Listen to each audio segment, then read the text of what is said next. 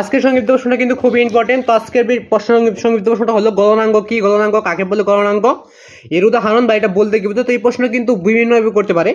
তো গলনাঙ্গ কি, গলনাঙ্গ কাকে বলা হয় বা গলনাঙ্গ কাকে বলে, গলনাঙ্গের সংজ্ঞা দাও, গলনাঙ্গের পরিচয় দাও, গলনাঙ্গের একটা উদাহরণ দাও, গলনাঙ্গের একটা বাক্য লিখো। তো প্রশ্নটা কিন্তু বিভিন্নভাবে করতে পারে। উত্তরটা নিচে রয়েছে, উত্তরটা দেখে রাখবে। তোমরা চ্যানেল নতুন হয়ে থাকলে চ্যানেলটা সাবস্ক্রাইব করে রাখো, পাশে কল সেট করবে, ভিডিও থেকে লাইক করে দেবে। চ্যানেলটা কিন্তু অবশ্যই বেশি বেশি সাবস্ক্রাইব করে পাশে কল সেট করবে, ভিডিও থেকে লাইক করে দেবে। চ্যানেলটা কিন্তু অবশ্যই বেশি বেশি সাবস্ক্রাইব করবে।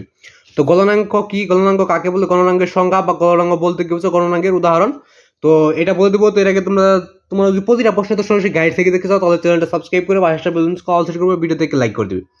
তো প্রশ্নটা বিভিন্নভাবে করতে পারো, উত্তরটা কিন্তু একই।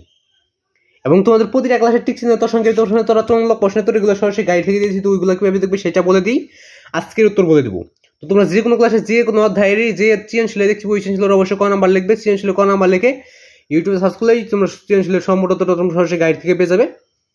এবং তোমরা টিক চিহ্নের উত্তরগুলো দেখতে যে অধ্যায় টিক চিহ্ন দেখছে বইদের প্রথম টিক চিহ্ন মানে 1 নাম্বার টিক চিহ্নের প্রশ্ন লিখবে, তারপর এই সামাসাল লিখবে, তারপর ইউটিউবে সার্চ করলে ওদের সবগুলো টিক চিহ্নের উত্তর তোমরা সরাসরি গাইড থেকে পেয়ে যাবে।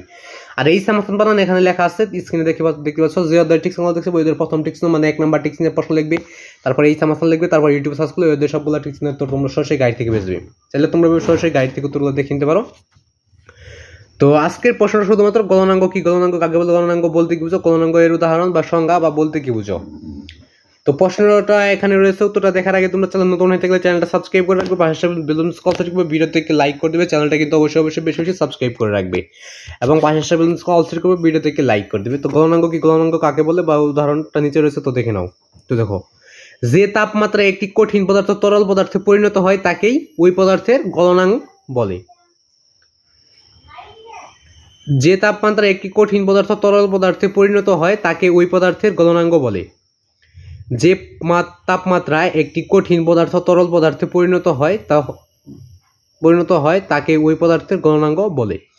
তো এটাই ছিল আজকের প্রশ্ন। তো ভিডিওটা যদি একটু হলে ভালো লেগে থাকে বা তোমাদের একটু হলে যদি কাজে লেগে থাকে তাহলে চ্যানেলটা সাবস্ক্রাইব করে রাখবে, পাশে কল সেট করবে, ভিডিও থেকে লাইক করে দেবে। আর যদি কোনো ক্লাসের প্রশ্নের উত্তর লাগে তাহলে অবশ্যই কমেন্টে বলে দেবে যে কোন ক্লাসের কি প্রশ্ন লাগবে।